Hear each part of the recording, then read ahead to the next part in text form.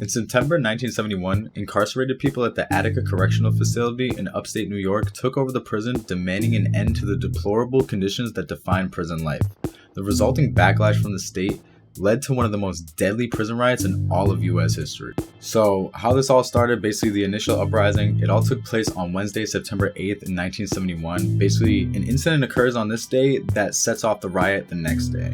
And according to an account of the uprising by historian Heather Ann Thompson, 2 inmates scuffled during their recreational break, which is just their time outside, and a correctional officer basically came up to break up their fight. One inmate had already left the area, but the officer demanded the remaining inmate to return to his cell, and basically he didn't like that, so they started arguing, and in the ensuing argument, the inmate ended up swinging on the officer and hit him. Other inmates and guards joined in on this commotion, and other inmates also hit the officer, but before the violence could actually intensify, Lieutenant Robert Curtis moved to de-escalate the situation completely and basically just wanted it to end. Later that evening, Warden Vincent Mancusi ordered the 2 inmates that were involved in the altercation to be taken to solitary confinement. But when the officers arrived at 5 Company to take the inmates away, other prisoners basically ended up resisting them. The other inmates in 5 Company shouted and threw things at the guards, and one inmate named William Ortiz hit an officer with a can of soup, resulting in him being assigned to keep lock, or basically be just confined in his cell. Just another way that they just basically don't let you leave your cell at all. The next day, on the morning of Thursday, September 9th, 1971, prisoners of 5 Company were still upset and demanded that officers tell them basically what was going to happen to Ortiz, the guy that ended up throwing the soup can. Officer Gordon Kelsey told him that he had no clue and just tried to continue on his route as normal, just basically do his job. But as inmates headed to breakfast, some managed to open Ortiz's cell door, and he ended up leaving with them to go to the mess hall or cafeteria, whatever you want to call it. When the command staff found out what had occurred, they decided to return all of the men of 5 Company to their cells after breakfast. But they did not inform all the correctional officers, and when officers led inmates out toward the recreation area after breakfast, both officers and inmates were surprised to find that the doors were locked. The inmates believed that they were about to be punished and immediately broke out, basically a huge fight, which resulted in chaos as some of the inmates attacked the guards and others just tried to basically escape altogether. The chaos spread to other nearby companies of inmates, and the uprising basically just began, It started to basically spread throughout different sections of the prison. People were hearing all the commotion, all the stuff going on, all the rioting already going on, fighting, and they basically just decided, alright, we're joining in on this. During this stage, several guards and inmates were injured. Officer William Quinn would die in the hospital 2 days later of injuries sustained during this initial riot. And by noon on September 9th, correctional officers and police controlled about half of the prison and its inmates, while 1,281 of Attica's approximate 2,200 inmates controlled the other half, including D-Yard, 2 tunnels, and the central control room, referred to as Times Square. Basically, at this point, the prison was just split, The guards and the police are running half of it. They basically took back control over half, and these other inmates are basically just going wild. You can let your imagination run loose with what they're doing over there. I'm sure they're breaking stuff, they're setting random fires, They just had enough of basically being treated like inhumane at this point, Just garbage. You can look it up for yourself how terrible conditions are in prisons. And we are given a bath once a week, very briefly, once a week. You see, these things, if you're taking away the bare necessity, things that a man needs to feel like is a human being, is to take it away. You don't have them. The inmates even held 42 officers and civilian employees as hostages. So they even had hostages in their wing, D, the 2 tunnels, that whole section. They had at least 42 civilians and officers combined. All were hostages, so now at this point, kind of cat and mouse game. Once inmates had secured their section of the prison, they began organizing inmates' elected leaders to represent them in negotiations and appointed inmates to serve as medics and security. Basically, they were running this like a job, They began drafting a list of demands for officials to meet before they would surrender. For example, Frank Big Black Smith was appointed as head of security, and he kept both the hostages and the observers committee safe. Basically, and Big Black, this was one of the prisoners that they had selected to be their security, So you can get the whole idea. They're basically setting up a structure, so similar to what the police already have, But so they're organized and they're not just running amok doing whatever, Additionally, 21-year-old Elliot James Barkley, or LD for short, an ardent orator, was a strong force during these negotiations. He spoke really well, basically super eloquently to inmates, journalists, camera crews, and the viewers at home. This is what he wrote. It was a declaration to the people of America. We are men. We are not beasts, and we do not intend to be driven or beaten as such. The entire prison populace has set forth to change forever the ruthless brutalization and disregard for the lives of the prisoners here and throughout the United States. What has happened here is but the sound before the fury of those who are oppressed. As speakers such as Barkley raised morale, the elected group of negotiators drafted proposals to present to the commissioner. The Attica Liberation Faction Manifesto of Demands was a compilation of complaints written by the Attica prisoners, which speak directly to the sincere people of society, is what they call everybody.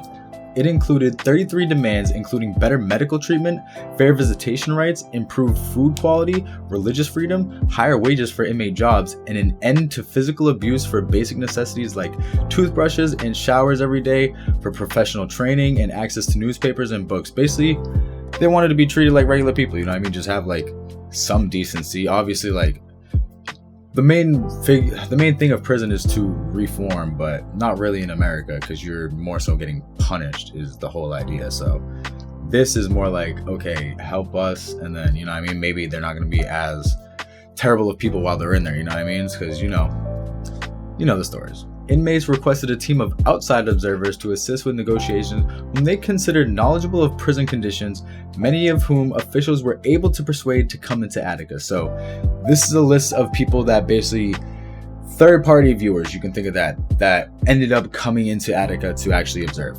Observers included Tom Wicker, an editor of the New York Times, James Ingram of the Michigan Chronicle, State Senator John Dunn, head of prisoner committees in the legislature, State Representative Arthur Eve, U.S. Congressman from New York and attorney Herman Badillo, civil rights lawyer William Kunstler, Clarence Jones, who's publisher of the Amsterdam News in New York, and former advisor to Martin Luther King Jr., representatives of the Young Lords, and others. Basically, a whole team of people at this point. You know what I mean? Like that was a ginormous list of people. And those are all the people who ended up coming into Attica to be third-party viewers.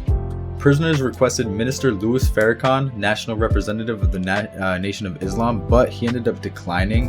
Inmates also requested representatives from the Black Panther Party, although Bobby Seale addressed the inmates briefly on September 11th, but did not stay long, and some believe that he actually just pushed on to the tensions, you know what I mean? He kind of added on, fueled the fire with flames, you know what I mean? Or yeah, something like that. The prisoners and team of observers continued to negotiate with the Commissioner of Corrections, who was Russell Oswald, who agreed to 28 of the inmates' demands, but refused to agree to amnesty for the inmates involved in the uprising or to fire the Attica warden. So he was honestly giving them a good amount of stuff, to be real with you. I mean, they requested 33 and they got 28 off the rip.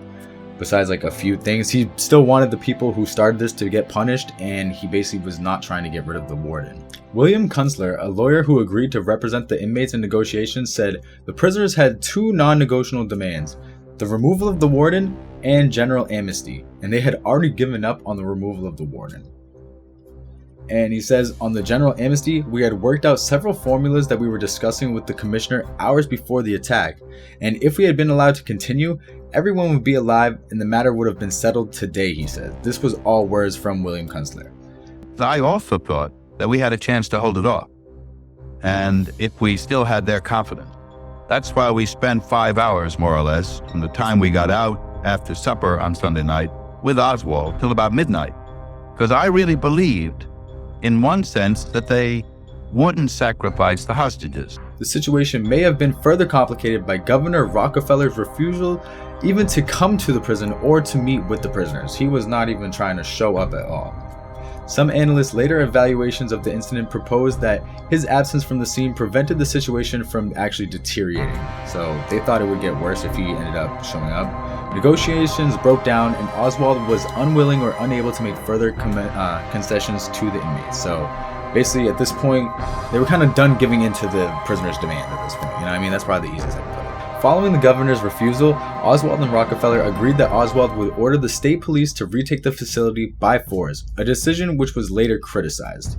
And rightfully so, because basically now we're going to get into the retaking of the prison and the retaliation. On the night of Sunday, September 12th, 1971, plans were drawn up to retake the prison by force.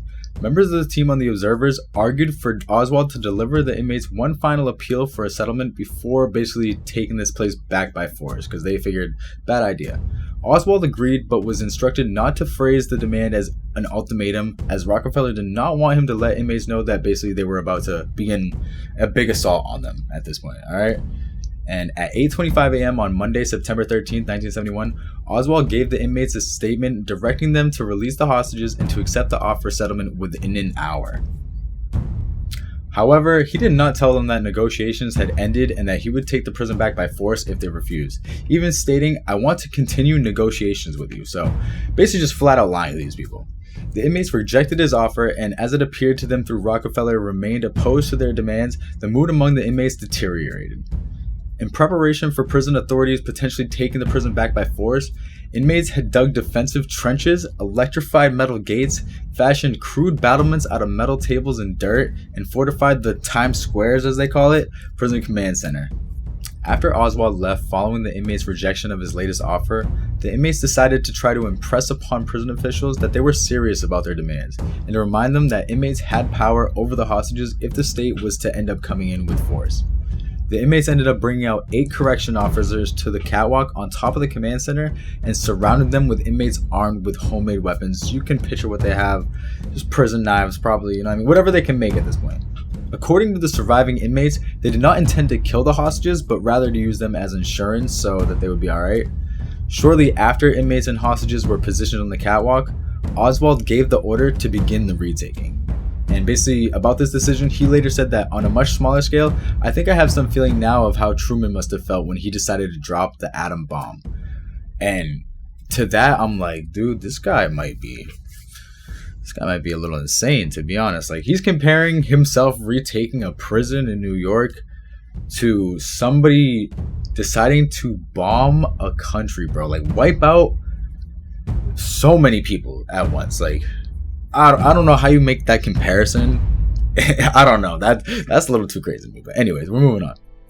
At 9:46 a.m. on Monday, September 13, 1971, tear gas was dropped into the yard and hundreds of New York State police troopers, Bureau of Criminal Investigation personnel, deputy sheriffs, park police, and correctional officers all opened fire into the smoke. Among the weapons used by officers were shotguns loaded with buckshot pellets, which led to wounding and killing of hostages and inmates who were not resisting.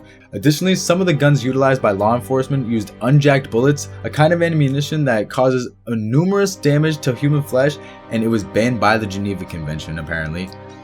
As you can see, the projectile that leaves the weapon upon impact begins to, and it is designed to expand inside the body of the game animal, target animal.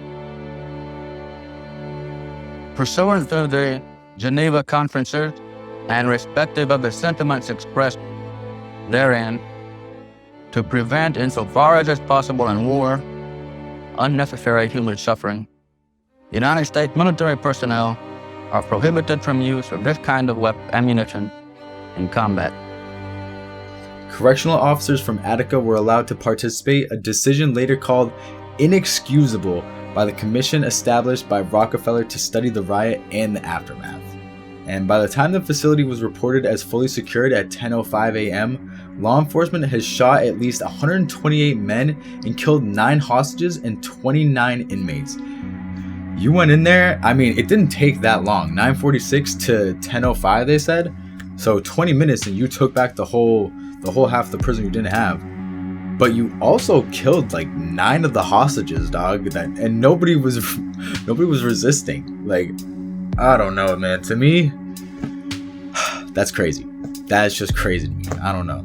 Let me know what you think about that. To me, that's a little wild. But we're moving on. We still got a little bit more left. A 10th hostage, Correctional Officer Harrison Wallen, I think I said your name right, died on October 9th, 1971 of the gunshot wounds received during the assault. So, my bad. They actually killed 10 hostages. Alright? Inmate survivors alleged that leaders were singled out and killed by troopers during and after the retaking. So they were specifically going after certain people from the prisoner group and making sure that they took these people out. Probably the ones that they figured were holding up this entire riot, and keeping it going for so long. According to a doctor who treated survivors, many of the ringleaders were approached by guards and shot systematically. Some had their hands in the air, surrendering at the time. Some were also lying on the ground, so not threats at all. One of the leaders, like I said, Elliot James, or LD Barkley, who was frequently featured in the news coverage, was allegedly alive after the initial retaking.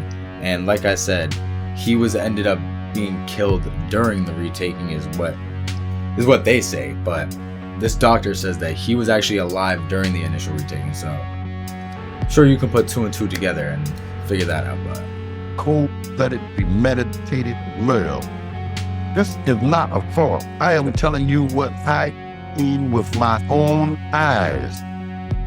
I speak of my dead brother, L.D. Barkley. I know for a fact that he was premeditated murder. I know this. Assemblyman Arthur Eve testified that Barkley was alive after the prisoners had surrendered and that the state regained control. Another inmate stated that the officers searched Barkley out, yelling his name, and executed him with a shot to the back. I saw four men on the ground, fully clothed, with their heads to the ground. And I told Bobby Garcia, there's L.D. Barkley, the young man from Rochester. And I asked whether or not they were dead, and he said no, they were alive. And I, to the best of my ability, and I've stated this in federal court, recognized one of them as being L.D. Barkley. Damn, bro. R.I.P. to L.D., man. That's crazy. Sam Melville, a member of the committee that had helped organize and draft inmates' demands and who was known in the prison as a radical, was allegedly shot while he had his hands in the air trying to surrender. And the final death toll from the rebellion also includes the officer fatally injured by inmates during the initial uprising and 3 inmates who were subject to vigilante killings by fellow inmates before the retaking of the prison. That, to be honest, I have no prior knowledge to this. I'm assuming though that these were either people that somebody in the prison already had a problem with, or, you know what I mean, you know how the rumor goes that pedophiles and sex crimes in prison do not fly, you know what I mean? So personally, just like me, I would assume that it's something like that, or it's something that somebody in the prison just had a specific issue with and they just did that while they had the chance to, you know what I mean? 10 hostages died from gunfire by state troopers and soldiers. Like I said, terrible at their job at this point, you know what I mean? Like, that is trash. You literally, friendly fire, bro, like, come on, friendly fire 10 people. The New York State Special Commission on the Attica wrote, with the exception of Indian massacres in the late 19th century, the state police assault which ended the 4-day prison uprising was the bloodiest one-day encounter between Americans since the Civil War. That's how you know that this was no joke. Like, they are literally comparing this to the Indian massacring the Native Americans and the Civil War. That's wild. But state officials, including Oswald and Rockefeller, initially stated that inmates slit the throats of many of their hostages. Again, just lying. The false information was widely reported in the media as well, so got this news out there. But less than 24 hours later, official medical examiners confirmed that all the hostages had been killed by bullets fired by law enforcement officers. At least they ended up setting the record straight. The Special Commission found that the state officials failed to quickly refute the early rumors and false reports. And I want to especially criticize the news media, which accepted as true, without any reservations, without using the word alleged, the statement of the prison authorities and the governor that the hostages, had had their throat cut, that one had been emasculated, and that 2 had been killed long before the onslaught by the state troopers. You did everyone a disservice in accepting that fact. You did everyone a disservice and might have caused additional tragedy in reporting as fact what now has proved to be lies. And I think in the future, you should judge your own consciences in how you report statements of public officials without any opportunity of the outside world to verify them. Troopers and prison officers set about with the physically violent and humiliating reprisals.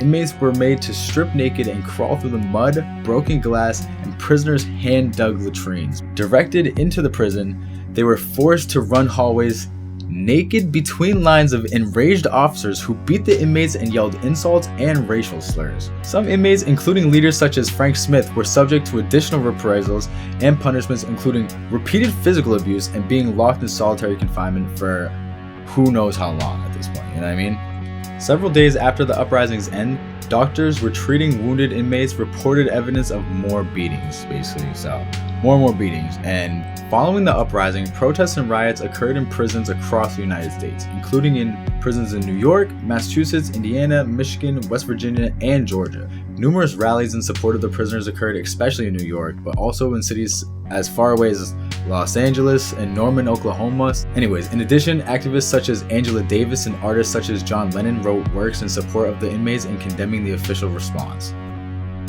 In response to public criticism, in November 1971, Governor Rockefeller established the New York State Special Commission on Attica, appointing members and naming the Dean of New York University Law School, Robert McKay, as chair leader. Known as the McKay Commission, the commission was directed to investigate the circumstances leading up to, during, and following the events at Attica. The commission's report, published in September 1972, was critical of Rockefeller, the Department of Corrections, and New York State Police for their handling of the prison retaking and for their negligence in protecting the inmates for reprisals after the fact. When you say you serve hit by what kind of personnel? They were primarily the prison guards themselves. Were they calling them names, or Yes, what they were were. they saying? I hesitate to use such language. Well, I think we've had this in a language here. mixed- You can. company. There were racial epithets. The classic Anglo-Saxonism of F-U-C-K was used in multiple times. The basic tenor of the thing was, you sons of bitches had your week last week, this week is going to be our week. But basically, they were in a position of having surrendered, hands on head, were coming down and were very forcefully being forced down the steps, were forced to lie down and low crawl across there. Apparently, the method employed to get them to lie down was to hit them with a club across the knees, or in several instances, not too disguised attempts to hit them in the genitalia was made. Injury was done to prisoners at that point by the violence with which they were forced to lie on the ground and crawl across. I would comment on it as a professional. Under a situation like that, it was most appropriate to have them on the ground and crawling along.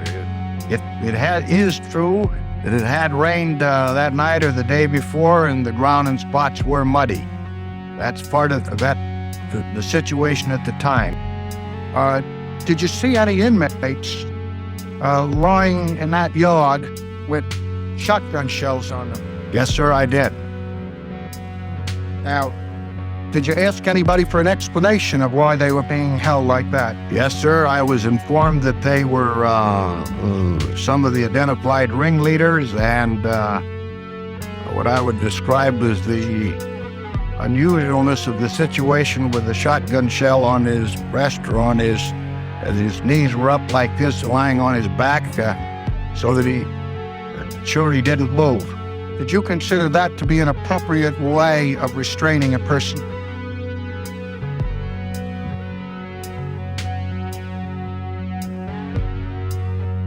The alternative, I suppose, would have been to handcuff them. I don't know that they had them there. It's an unusual way. Basically, they messed up their entire job, not only during, but after also. And this entire thing ended up being a huge issue because from this, there came a few lawsuits and basically some money that had to be paid out. In October 1971, Robert Fisher was appointed as Special Deputy Attorney General to lead the Attica Task Force and was charged with investigating any criminal acts that may have been committed during the uprising or retaking. And basically, Fisher was later succeeded as the Attica Task Force leader by Anthony Cimetti, so they ended up switching halfway in through this, basically, alright? And within 4 years of the uprising, 62 inmates had been charged in 42 indictments with 1,289 separate counts. One state trooper was indicted for reckless endangerment, which, when you think about it, is ridiculous because the cops were the ones that killed the hostages. But I do understand because at the end of the day, they're going to blame the prisoners for even starting the riot that had the, you know what I mean? It's a whole big thing that's going to end up coming from this. But in 1975, Malcolm Bell, a prosecutor in the Attica Task Force, sent a report to Governor Hugh Carey alleging that his superiors were covering up evidence of criminal actions by law enforcement officers in the retaking of Attica and preventing him from fully investigating and prosecuting law enforcement. After Bell's report was leaked to the public, Carey appointed Judge Bernard Mayer of the Supreme Court for Nassau County, New York, to the post of Special Deputy Attorney General to investigate. The Mayer report, released in December 1975, found that there was no intentional cover-up, but there were, however, serious errors of judgment, including important omissions on the part of the state police in gathering evidence. That's a nice way of saying that there was a cover-up. All right, there wasn't an intentional cover-up. There was an omission of evidence. We didn't put it there, but we didn't cover it up. We just didn't give you all the information. You know, it's like I didn't lie to you. I just didn't tell you the truth. I have a thing about it. After I testified and I came down to see my attorney, right after that, on the other side down the hall a little bit, the officer wanted me to write Judge Curtains and told him that I made a mistake in my testimony in regard to seeing this brother LD that they killed. And I knew they told him what to kiss, things like that. Initially, only the first of 3-volume Mayer report was released to the public, and in 1981, the state Supreme Court ordered that the other 2 to be sealed permanently, so no getting out. The Forgotten Victims of Attica, which is a group made up of officers injured in the riot and families of killed officers, pushed for the state of New York to release state records of the uprising to the public. Basically, they wanted to know what was sealed away in these records, because these were the people that, basically the families of the officers that were killed by the other police and stuff like that, besides the one officer that the inmates actually ended up killing. But the rest of them were all killed by police and other officers of New York, so. And in 2013, Attorney General Eric Schneiderman said that he would seek release of the entirety of volumes 2 and 3, totaling 350 pages of information that was basically forgotten about for a while. After redactions, 46 pages of the report were released in May 2015. The main pages contain accounts from witnesses and inmates describing torture, burning, and sexual abuse of inmates by prison authorities. And finally, in 2021, the 50th anniversary of the uprising, the Forgotten Victims of Attica, surviving inmates, and families of killed inmates, historians, and lawyers continued to push for the release of all records related to Attica. This is the weird part, is basically back in December in 1976, Governor Carey announced that he was closing the book on Attica. He pardoned all the inmates who had previously pleaded guilty to obtain reduced sentences and commuted the sentences of the 2 inmates convicted in court. And he actually ended up dismissing pending disciplinary actions against 20 law enforcement officers related to the uprising. He kind of blessed everybody in this situation, to be real with you. He said, we're not adding in anything for anybody at this point. He freed these guys. He dismissed a couple charges. Like he was kind of helping out both sides, inmates and the guards alike. You know what I mean? Though the possibility of criminal suits was closed with Carey's decision, civil suits are still allowed to be proceeded, basically money stuff, like, you know what I mean? They're not going to jail over this stuff, but possibly could get some money out of this, lawsuits, stuff like that. Surviving inmates and families of inmates killed in the prison retaking sued the state of New York for civil rights violations by law enforcement officers and prison officials during and after the retaking of Attica. So families of the inmates at this point are suing the state of New York for some type of payout, some type of money. Because obviously, I mean, like, you lose your family in this thing, dude. You want something. Like, I don't know. It's never going to bring your family back at the end of the day. That's the thing. But, you got to have something. After decades in the courts, the state agreed in 2000 to pay $8 million, which was actually $12 million minus legal fees. So they were paying $4 million in legal fees, basically just to settle this case completely. And in 2005, the state separately settled with surviving prison employees and families of the slain prison employees for another $12 million. So a lot of these people were getting paid at this point, you know what I mean? Frank Big Black Smith advocated for both compensation for inmate survivors and the families of the deceased, and for their correctional officer counterparts who have been killed or injured and they're bereaved as well. So basically, Frank Big Black, he wanted everybody to be getting paid. He didn't want just the inmates or just the officers. He figured this affected both sides, and he was advocating for both people to be compensated for as much as they could. You know what I mean? Real one at the end of the day. Real one. Shout out to you. And basically, this entire Attica situation did have a few effects on the entirety of the New York State prison system. All right, partially in response to the Attica uprising, the New York State Department of Corrections implemented the following changes. All right, basically, they're providing more basics such as more showers, soap, medical cares, and family visits. They are introducing grievances procedures in which inmates could report actions by a staff member that violated published policy. So basically, if somebody's doing you wrong in the prison, then you could report them even if they're prison staff, and they have a way of getting that to you at this point. Creating liaison committees in which inmates elect representatives to speak for them in meetings with prison officials. So almost the same idea as what they did at Attica, only for even more minor issues. Like, it doesn't have to be a riot that they need these people. This is just like, if you can't speak, you can have somebody who maybe can word it better for you, which I know I could use sometimes. I suck at talking, bro. I can barely even read some days, so, you know. And also allocating funding to prison legal services, a statewide network of lawyers to assist inmates, providing access to higher education, allowing more religious freedom for inmates. And basically, while there were improvements in prison conditions in the years immediately following the uprising, during the tough on crime era of the 1980s and 90s, many of these improvements ended up getting reversed. Because you got to remember, this happened in the early 70s, and then in the 90s, 80s, they kind of ended up taking away a lot of this, or just got rid of it, forgot about it, you know what I mean? Overcrowding worsened a lot, with the prison population of New York increasing dramatically from 12,500 at the time of the Attica uprising to 72,600 in 1999. And in 2011, after a man incarcerated in Attica was brutally beaten by guards for the first time in New York State history, correctional officers were criminally charged for a non-sexual assault of an inmate. Honestly, good. Like, what the hell? You can't just go around beating people just because, like, you know what I mean, you hold some type of authority over them. Like, that's crazy. You know what I mean? Good thing they got charged at that point, you know what I mean? The guards pleaded guilty in 2015 to misdemeanor charge of misconduct in order to avoid prison time. Of course they did. And in news stories regarding the incident, current and former inmates of Attica reported that the prison maintained a reputation as a facility where a small group of correction officers dole out harsh punishment largely with impunity. And inmates conveyed numerous stories of poor conditions and severe treatment by guards. So basically, this never stopped at the end of the day, you know what I mean? It's still going. I'm sure you can look it up. I mean, even on like apps like TikTok and stuff like that, you can see people in prison. I mean, how you think they got the phone in there? That's a whole different story for a different video, but you can see how it is in there. I mean, it's not nice, you know what I mean? If you got money, I guess, but even then, like, come on. Anyways, if you made it through this far, I appreciate you. Appreciate you guys watching it. Happy New Year.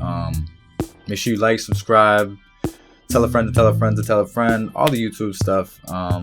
Yeah, it's about to be a good year, hopefully, you know what I mean? I'm hoping, and hope you guys are doing good, but that's it. Peace, stay dangerous, stay safe. I'll see y'all later.